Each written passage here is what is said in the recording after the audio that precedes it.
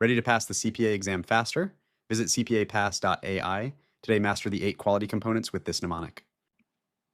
Many CPA candidates fail to realize that audit quality is no longer governed by the old reactive quality control standards. In 2022, SQMS number 1 modernized the profession by introducing a proactive, risk-based system of quality management, or QMS. This standard shifts a firm's focus from merely reacting to errors after they occur to a philosophy of prevention over cure. The primary objective of a QMS is to provide reasonable assurance, not an absolute guarantee, that the firm and its personnel fulfill their professional responsibilities and conduct compliant engagements. On the exam, do not confuse this firm-wide system with individual audit procedures.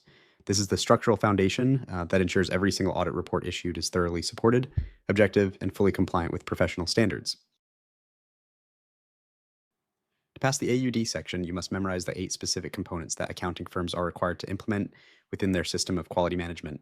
The easiest way to recall all 8 on exam day is by using the mnemonic GRACE rim. Think of it this way. An audit firm needs grace, meaning doing things right and maintaining ethical integrity, around the rim or the outer edges of everything it does. This proactive framework replaces older mnemonics like Palmer or Help Me from the legacy quality control standards. Memorizing GRACE rim ensures you can quickly identify the required components under SQMS number 1 when faced with tricky scenario-based questions on cpapass.ai. And let's break down the first 5 components of our mnemonic: G, R, A, C, and E. G stands for governance and leadership, which establishes the tone at the top, prioritizing audit quality over commercial profits.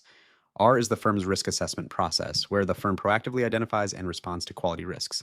A represents acceptance and continuance, ensuring the firm vets client integrity and has the necessary capabilities before taking on work. C covers compliance with relevant ethical requirements, specifically focusing on auditor independence. Finally, E is engagement performance, which dictates how audits are planned, supervised, and reviewed. Together, these 5 elements form the core operational pillars of a firm's quality management system.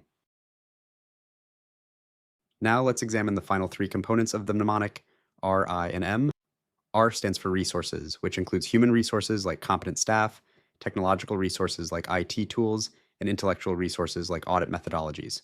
I represents information and communication, ensuring high-quality data flows continuously up, down, and across the firm, so everyone is on the same page. Finally, M is the monitoring and remediation process. This requires the firm to evaluate its quality system's effectiveness at least annually and actively fix or remediate any identified deficiencies. Remember, a quality system is not a static manual. It is an ongoing, dynamic cycle of continuous monitoring and improvement. While SQMS number 1 governs the firm-wide system, SQMS number 2 focuses on quality at the individual engagement level through engagement quality reviews, or EQRs. Think of the reviewer as Fresh Eyes Fred, an experienced professional who is not part of the engagement team. Fred objectively evaluates the significant judgments and conclusions made by the team before the audit report is released. An EQR is strictly required for public company audits, also known as issuers. However, remember this critical exam point. The engagement partner always retains ultimate overall responsibility for the quality of the specific audit. The reviewer provides an objective second check, but they do not relieve the partner of their primary accountability. Now, let's review the major examiner traps to avoid on the CPA exam. First, do not confuse an engagement quality review with a peer review. An EQR is a targeted review of significant judgments on a single engagement, whereas a peer review evaluates a firm's entire quality system. Second, the EQR reviewer does not redo the entire audit. They only evaluate high-risk judgments. Third, never assume a firm-wide quality management failure automatically means a specific audit report is incorrect. They are separate concepts. Finally, remember standard setter boundaries. The CPA AUD oversees public company audits and inspects firms, while the AICPA sets standards for private entities. Practice these distinctions using the practice tools on cpapass.ai.